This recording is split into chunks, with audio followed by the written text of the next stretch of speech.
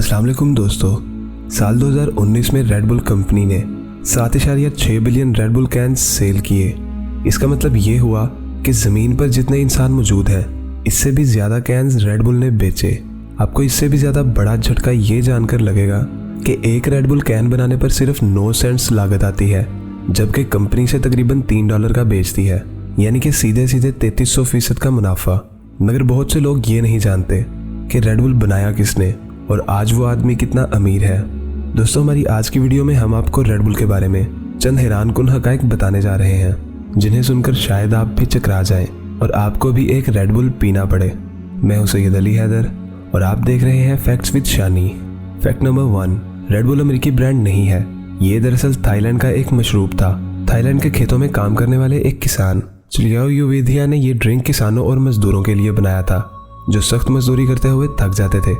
इस वक्त इस मशरूब का नाम क्रेटिंग डैंग था, जिसका थाई जुबान में मतलब रेड बुल है, क्योंकि ये लाल रंग का मशरूब था और लोगों को बुल की तरह यानी कि कोहलू के बैल की तरह मजदूरी करने में मदद देता था। फैक्ट नंबर 2, 1986 में ऑस्ट्रेलिया के एक बिजनेसमैन को किसी काम से थाईलैंड जाना पड़ा और इस आदमी का नाम था डिट्राइट मार्टेचिट और ये बहुत ही होशियार इंसान थे। थाईलैंड पहुंचने के बाद इसे फिजाई सफर की वजह से सर में दर्द हो गया। इसने थाईलैंड में किसी से पूछा तो इन्होंने कहा कि तुम जाकर क्रेटिंग डैंग पियो, इससे तुम्हारे सर का दर्द भी ठीक हो जाएगा और तुम्हें एनर्जी भी मिलेगी। डेट्रिच ने ये ड्रिंक पिया और इसका दीवाना हो गया। ये सीधा इसको बनाने वाले आदमी चार्लियो के पास पहुंचा और इसे कहा कि तुम्हारा ये ड्रिंक यूरोप अमेरिका में भी बेचना चाहिए। चार्लियो एक सीधा साधा किसान था, लेकिन इसे डेट्रिच का ये आइडिया बहुत पसंद आया और इन दोनों ने मिलकर रेड बुल कंपनी शुरू की। फैक्ट नंबर 3, ऑस्ट्रिया से डेट्रिच ने $5 लाख की इन्वेस्टमेंट की और चार्लियो ने भी $5 लाख की इन्वेस्टमेंट की।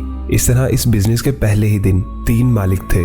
49% का मालिक खुद चार्लियो था और 49% का मालिक डेट्रिच था और बाकी के 2% का मालिक चार्लियो का बेटा था, जो कि इस वक्त ताज़ा पैदा ही हुआ था। जी हाँ, आपको जो स्क्रीन पर यह नमूना नजर आ रहा है, ये $10 बिलियन वर्थ की कंपनी रेड बुल में 2% का मालिक है और वो भी पैदाइशी तौर पर बिना कुछ किए। इसे कहते हैं किस्मत लेकर पैदा होना।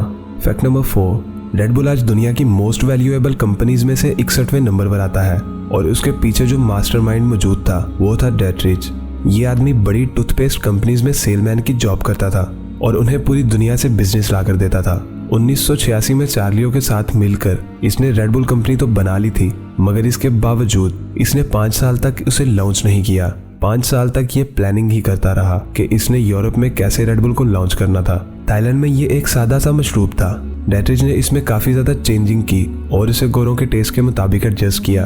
फैक्ट नंबर 5, डेट्रिच को ये भी मालूम था कि अगर ये इसे एक सादा मशरूब या फिर सॉफ्ट ड्रिंक के तौर पर मुतारिफ करवाएगा तो इसका मुकाबला सीधा कोका कोला या पेप्सी से होगा, जिसका सालाना बजट इतना बड़ा होता है कि ये रेड बुल को कभी भी चलने नहीं देंगे। इसने होशियारी के साथ इसे एनर्जी ड्रिंक का नाम दिया और एक नई मार्केट को जन्म दे दिया। इस तरह रेड बुल दुनिया का पहला एनर्जी ड्रिंक बन गया, मगर इसका कामयाब होना बहुत मुश्किल था।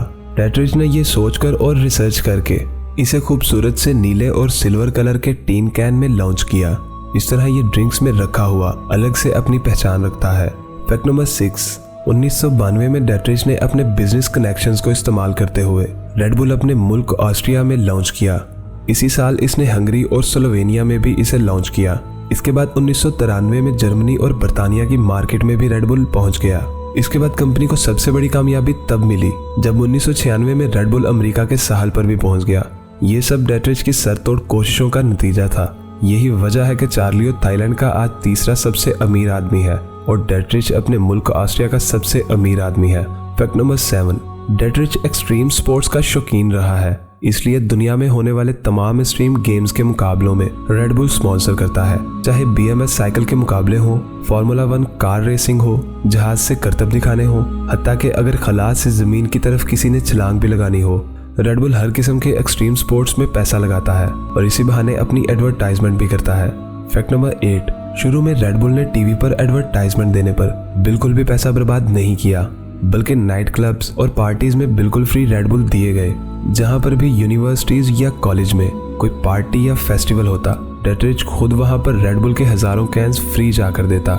इस तरह इन्होंने एक सोची समझी स्कीम के तहत नौजवान नस्ल को रेड बुल की लत लगाई। फैक्ट नंबर 9, रेडबुल को बनाने वाले पहले ही दिन से इस बात से वाकिफ थे कि देर या सवेर इस राज से पर्दा उठ जाएगा कि रेडबुल सेहत के लिए नुकसानदेह है। इसलिए इन्होंने पहले ही दिन से अपनी पॉलिसी ये रखी कि झूठ इतना बोलो कि दुनिया इसको सच समझने लगे। आपके सामने जब भी रेडबुल का नाम लिया जाएगा तो आपके सामने extreme sports, formula 1 racing car, moto GP और दूसरे खतरनाक खेल आने लगेंगे।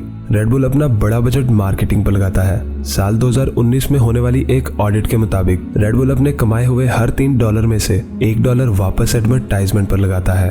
Fact number 10, formula 1 car racing पर रेडबुल साल का $500 मिलियन खर्च करती है। फार्मूला 1 कार रेसिंग में रेडबुल वाहिद कंपनी है जो 2 कारें दौड़ाती है और हर एक कार पर $250 मिलियन का खर्चा आता है। इस तरह रेडबुल ने लोगों के दिमाग को हाईजैक कर लिया है।